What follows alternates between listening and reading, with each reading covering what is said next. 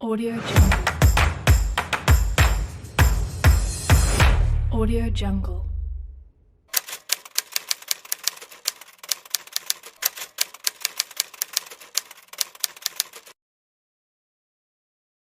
Ya, makanya di dunia kepelatihan kita kan butuh kata kuncinya.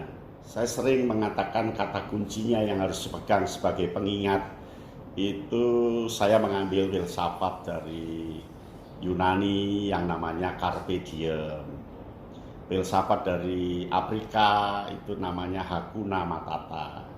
Lalu filsafat dari Indonesia, Jawa itu Hambak Paramarta. Artinya apa? Carpe diem itu supaya mudah diingat. Carpe diem itu artinya petiklah daun ketika lagi sempat. Artinya lakukan membina ketika ada waktu. Gitu aja. Besok ya sudah, nggak usah mikir membina lagi.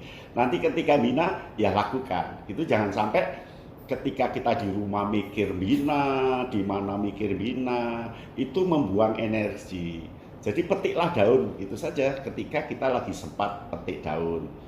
Nah, saya begitu. Jadi ketika ngajar di kampus, ya sudah, saya nggak mikir melatih, nggak mikir membina, asik dengan mengajar di kampus. Kita ketika melatih, ya saya asik melatih tanpa harus. Nah, itu akan menjaga kesehatan kita, irama hidup kita. Yang berikutnya Hakuna Matata. Hakuna Matata itu apa yang ada lakukan, apa yang bisa lakukan. Itu sama dengan di sini senang, di sana senang. Ya, ini kan di film Lion King bagaimana Simba itu hidup dengan Pumba, hewan kecil, dan dengan seekor hewan babi besar itu makanannya kan cacing. Ini ya Simba makan itu. Ya apapun yang ada di situ lakukan. Jadi nggak usah mikir harus apa. Nah, ini sangat cocok karena kita berada di alam terbuka. Jadi lakukan apa yang ada di situ. Lapangan manfaatkan, sungai manfaatkan secukupnya, dan sebagainya. Lalu yang ketiga, Hambak Paramarta itu mendahulukan mana yang penting. Begitu aja, jadi nggak usah mikir yang lain, yang nggak penting ngapain dipikir. Nah itu niscaya nanti menjadi pembina yang tanpa sakit. Kan kita tidak ingin pembina kita itu jatuh sakit semua gara-gara bina.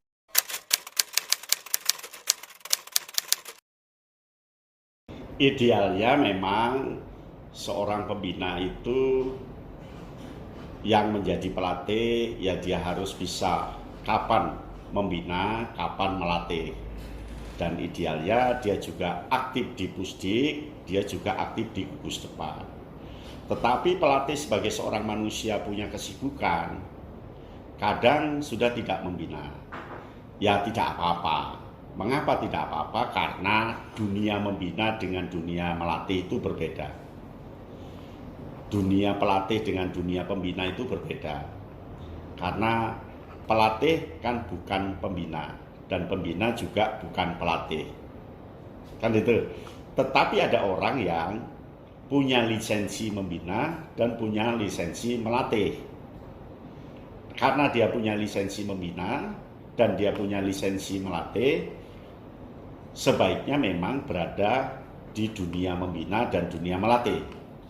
Tetapi karena kesibukannya, dia tidak sempat membina dan hanya melatih saja. Ya tidak apa-apa, karena ini kan dua fungsi yang berbeda. Nah tinggal kita memainkan jiwa persaudaraan kita saja, tidak saling iri, tidak saling. Yang penting ketika melatih dia sangat kapabilitasnya tinggi, punya kemampuan profesional yang tinggi ketika melatih. Dan ketika melatih tentu dia juga akan memberikan ilustrasi dengan gugus depan.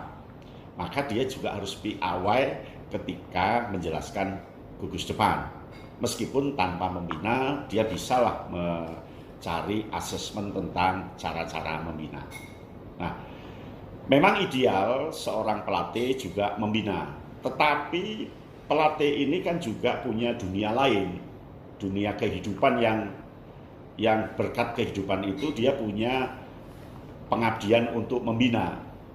Bagaimana jadinya ketika seseorang hanya membina dan melatih tentu asupan gizi bagi keluarganya, bagi dirinya di masa depan yang akan mencukupi. Kan kita tidak ingin para pembina, para pelatih ini jauh di bawah jembatan kemiskinan, jauh di bawah kemelaratan. Kan kita tidak ingin, sebab semakin melarat pembina, semakin melarat pelatih, itu semakin membinanya nggak akan bisa bagus, semakin melatihnya tidak akan bisa bagus. Maka harus ada orang-orang yang memberikan fasilitasi, membantu, memotivasi supaya tidak berada di kolom kemelaratan. Orang yang serba kekurangan itu dia akan kurang loh ketika bina. Tidak percaya diri, tidak yakin, goyah dengan hidupnya, dan ada paradok ketika ngomong ke peserta didik. Jadi tidak apa-apalah ketika pelatih nggak bina, ya nggak apa-apa. Audio Jungle. Audio Jungle.